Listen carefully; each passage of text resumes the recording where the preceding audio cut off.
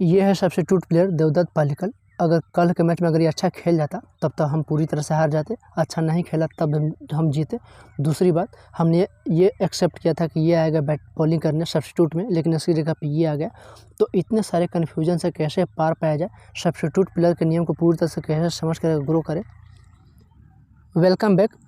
कोई नया हो चाहे कोई पुराना हो, आज तक सब्स्टिट्यूट प्लेयर का सही से यूज़ करना या फिर सब्स्टिट्यूट प्लेयर के बारे में अच्छे से जान ही नहीं पाया है कि यह क्या है, कैसे काम करता है और कैसे पॉइंट देता है और इन्हें कैसे लिया और छोड़ा जाता है, ये पता ही नहीं है। तो आज की वीडियो में मैं आपको इसमें मास्टर बनाने वाला हूँ। इसके बाद अगर कुछ भी वीडियो आपको देखने को पड़ जाए दूसरी वीडियो, तो मुझे अपने नॉलेज पर संदेह होगा।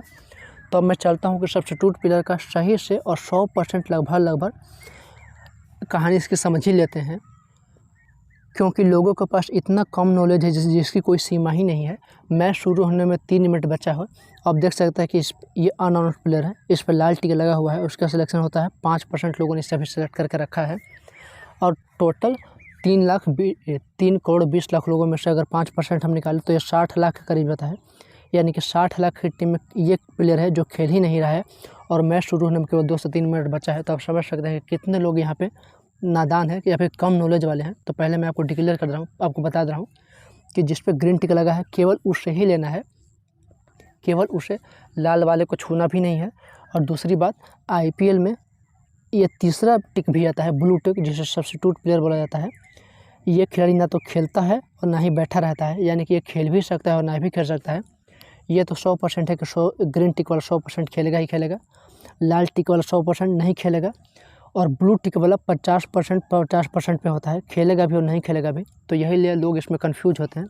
तो मैं इस कन्फ्यूजन को पूरी तरह से आज ख़त्म करने वाला हूँ, क्योंकि ये GL जीतने का बहुत ही सुनहरा मौका देता है आपको। अब मान लीजिए पिछले मैच में ये वाला प्लेयर देवदत्त पालिकल नहीं अच्छा परफॉर्म किया था, तब केवल 10 रन ही बनाया था। मतलब उससे नहीं है कि 10 बनाए या 20 बनाए, मतलब ये है कि चलती मैच में ये आ कैसे गया और आप इसे कैसे लेंगे और कैसे नहीं लेंगे, ये मैं आपको पूरी तरह से बताने वाला हूँ। हालांकि अगर ये 60 से 70 रन बना देता तो गिने चुने यानी कि 1% लोग जो इसे अच्छे से समझ चुके हैं सब्स्टिट्यूट प्लेयर को, केवल उन्हें ही फ़ायदा होगा। तो मैं आपको इसका पूरा फंडा बता दे रहा हूँ, ताकि GL तो छोड़िए, ASL में आपको 95% तक रिजल्ट मिले, यानी कि 20 में से 19 मैच जीतेंगे, क्योंकि लोग अभी बहुत कमज़ोर हैं। तो आप ऐसे प्लेयर को समझ लें, सब्स्टिट्यूट प्लेयर को अच्छे से समझ लें। तो अब आप गौर करें, यहाँ से मैं शुरू करने वाला हूँ। तो यहाँ केवल 2 कन्फ्यूजन आता है सब्स्टिट्यूट प्लेयर को लेकर के, केवल 2 कन्फ्यूजन आता है। एक तो ये कि किस टीम से ले और दूसरा यह कि किससे ले। ये 2 हो गया मोटा मोटी। अब मैं आपको बता रहा हूँ कैसे ले और कैसे छोड़े। तो देखिए, सबसे पहले जो टीम पहले बैटिंग कर रही है, अगर उसने अपने सब्स्टिट्यूट में किसी बैट्समैन को शामिल किया है, बैटिंग करने वाली टीम ने अगर किसी बैट्समैन को शामिल कर लिया है, तो अब मान करके चलिए कि 99.99% वो नहीं खेलेगा। वो खिलाड़ी सब्स्टिट्यूट वाला प्लेयर बैट्समैन खेलेगा ही नहीं।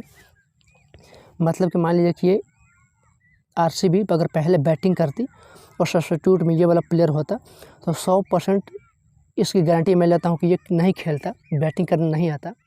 रात को ये भी आया था, बीच में चलते हुए मैच में ये भी आया था। तो ये भी मैं आपको बता रहा हूँ कि अगर KKR पहले बॉलिंग करती और अगर ये सब्स्टिट्यूट प्लेयर में होता, तो इस बात की 100% गारंटी है कि ये नहीं खेलता।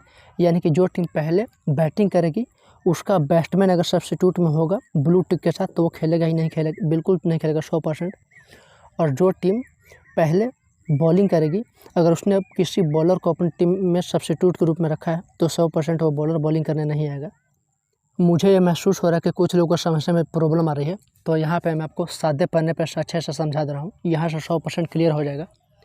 जो टीम पहले बैटिंग करेगी, अगर सब्स्टिट्यूट में उसने किसी बैट्समैन को रखा है, तो 100% वो बैटिंग करने नहीं आएगा। कोई टीम पहले इनिंग में बॉलिंग कर रही है, पहले इनिंग में, और उसने किसी बॉलर को सब्स्टिट्यूट में रखा है, तो 100% वो बॉलर बॉलिंग करने आएगा ही नहीं, करने आएगा। यहाँ से तो आपको क्लियर हो गया। इसका एकदम उल्टा होता है, जो टीम पहले बैटिंग करेगी उसका बॉलिंग आएगा अगले मैच में, और जो टीम पहले बॉलिंग कर रही है उसका बैट्समैन आएगा अगले इनिंग में। तो एकदम क्रॉस चलता है, आप समझ ही गए होंगे। जो टीम पहले बैटिंग करेगी वो किसी बॉलर को यूज़ करेगी सेकंड इनिंग में, और करेगी ही करेगी 100%। और जो टीम ने पहले बॉलिंग कर लिया, अब वो नेक्स्ट इनिंग में यानी कि दूसरे इनिंग में किसी बैट्समैन का यूज़ 100% करेगा ही करेगा। सब्स्टिट्यूट प्लेयर में किसी बैट्समैन को डाला है तो 100% उसका यूज़ करेगा ही करेगा। अब आप समझ गए होंगे, लेकिन फिर भी मैं केवल 10 सेकंड का टाइम ले रहा हूँ। एक बार क्लियर कर देने में। जो टीम पहले बैटिंग करेगी उसके केवल बॉलर को लेना है सब्स्टिट्यूट प्लेयर में अगले इनिंग के लिए, और जो टीम अभी बॉलिंग कर रही है वो अगले इनिंग में किसी बैट्समैन को उतारेगी। तो हमें ये ध्यान में रखना है कि पहले 5 सेकंड में इसे ख़त्म करना चाहूँ, आपको समझाना चाहूँ तो पहले इनिंग में किसी को लेना ही नहीं है सब्स्टिट्यूट में। पहले इनिंग में मान करके चलना है कि किसी को नहीं लेना है। सेकेंड इनिंग को ध्यान में रख कर चलना है कि सेकेंड इनिंग में जो टीम बैटिंग कर चुकी है वो उसका बॉलर आएगा, तो चलिए उसको बॉलर को ले लेते हैं अगर आप लेना चाहें तो। और जो टीम पहले बॉलिंग कर चुकी है अगले इनिंग में वो किसी बैट्समैन को भेजेगी ही भेजेगी, तो आप उसे ले या ना ले ये अलग बात है, लेकिन हाँ जो टीम पहले बॉलिंग कर चुकी है उसका बैट्समैन आएगा ही आएगा, और जो टीम पहले बैटिंग कर चुकी है उसका बैट्समैन सेकेंड इनिंग में आएगा ही आएगा सब्स्टिट्यूट प्लेयर। तो सब्स्टिट्यूट प्लेयर केवल सेकेंड इनिंग में यूज़ होता है, पहले इनिंग में कोई भी टीम यूज़ नहीं करती है। तो मुझे लगता है कि बहुत सारे लोग समझ चुके होंगे। अगर कुछ कन्फ्यूजन रहेगा तो कमेंट में बताएं, मैं आपको तुरंत रिप्लाई कर दूंगा, क्योंकि ये बहुत बड़ा मसला है सब्स्टिट्यूट प्लेयर का। इसके बिना आप अच्छा परफॉर्म नहीं कर सकते हैं, क्योंकि अब एक मैच में 22 नहीं बल्कि 24 खिलाड़ी खेल रहे हैं, और आप केवल 22 खिलाड़ी को मान कर चलेंगे तो धोखा खा ही जाएंगे। तो जो समझ चुके हैं वो समझ चुके हैं, जो नहीं समझे वो पूछ लें। और दूसरी बात, अब जो अगला कन्फ्यूजन होता है वो ये होता है कि किससे लें। ज़्यादा चांसेस था कि ये आएगा लेकिन इसकी जगह पे ये आ गया। मान लीजिए आपने इसे लिया होता तब तो आपका पैसा चला जाता, उसकी जगह पे ये आ गया। तो मैंने आपका एक कन्फ्यूजन खत्म कर दिया कि कैसे ले। अब समस्या ये आती है कि किसे ले, इसे ले या इसे ले, क्योंकि आने के चांसेस दोनों के हैं। सिलेक्शन परसेंट इसका थोड़ा ज़्यादा है, इसका थोड़ा कम है, और रात को यही खेलने आ गया, तो ऐसा हो सकता है। तो अब इससे कैसे बचे? तो देखिए, ये केवल आपको 2% मैच में ही तंग करेगा, यानी कि 20 मैच में 50 मैच में केवल 2 बार ही ऐसा होगा कि आप इसे एक्सपेक्ट करेंगे और ये आ जाएगा। तो ऐसा नहीं होता है, ये बहुत कम होता है, रेयरली होता है। तो आप इसकी टेंशन ना लें, ये कोई टेंशन वाली बात है ही नहीं।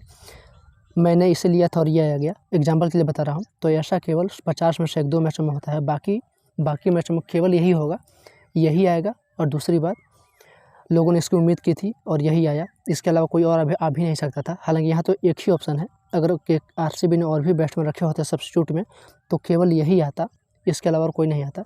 तो जिसका सिलेक्शन परसेंट ज़्यादा है सब्स्टिट्यूट में, आप उसे ही ले, वही आएगा। अगर आप लेना चाहें तो, लेना कंपलसरी नहीं है। 40 सेकंड में फाइनल चीज़ बता कर मैं वीडियो ख़त्म कर रहा हूँ, आपको प्रैक्टिकल करके दिखा रहा हूँ। मान लीजिए चेन्नई सुपर किंग्स पहले बैटिंग करती है, तो सब्स्टिट्यूट में चाहे कोई भी बैट्समैन इसने क्यों न रखा हो, 100% वो आएगा ही नहीं आएगा, बिल्कुल नहीं आएगा। और ये रोहित शर्मा की टीम जो कि पहले बॉलिंग करेगी, तो उसका कोई बॉलर अगर सब्स्टिट्यूट में है तो 100% इस बात की गारंटी मैं लेता हूँ कि वो बॉलिंग करने नहीं आएगा। तो पहले इनिंग में सब्स्टिट्यूट प्लेयर कोई टीम यूज़ नहीं करती है, सेकेंड इनिंग में ही इसका यूज़ होता है। तो मैंने आपको बता ही दिया है कि कैसे कैसे लेना है, कैसे छोड़ना है। तो अब मान लीजिए कि सीएसके ने पहले बैटिंग कर ली या फिर बैटिंग कर चुके हैं, और उसने अपने सब्स्टिट्यूट में रखा है बॉलर को, नूर अहमद को, तो वो बॉलिंग करने आएगा ही आएगा। तो अगर आप उसे लेंगे तो इनमें से किसी एक प्लेयर को छोड़ना होगा। एक प्लेयर से छोड़ने का मतलब है कि अगर आप नूर अहमद सब्स्टिट्यूट वाले को लेंगे तो उसकी जगह पे किसी न किसी को तो छोड़ना पड़ेगा, क्योंकि आप टोटल 11 ही खिलाड़ी जा सकते हैं। तो आप चाहे तो इसे छोड़ सकते हैं, इसे छोड़ सकते हैं, या फिर किसी और सीएसके को बॉलर को लिया हो तो उससे आपको छोड़ना होगा अगर आप सब्स्टिट्यूट वाले खिलाड़ी को लेना चाहते हैं तो अब जितना चांस नूर अहमद का विकेट लेने का है उतना चांस इसका भी है, उतना चांस इसका भी है। तो फिर हम क्यों इसे ले, इसे छोड़ करके। तो यहाँ तो कोई मतलब नहीं बनता है कि हम सब्स्टिट्यूट प्लेयर को ले या नहीं ले। लेकिन लेने का यहाँ पे ये फ़ायदा होता है कि मान लीजिए सब्स्टिट्यूट वाले का सिलेक्शन परसेंट होगा 5% और इसका कम से कम 30 से 40 होगा और इसका भी 20 से 25 होगा। तो बस यही फ़ायदा हो जाता है कि एक तो नूर अहमद आएगा, 2 से 3 विकेट लेगा भी, और उसका सिलेक्शन परसेंट भी कम है।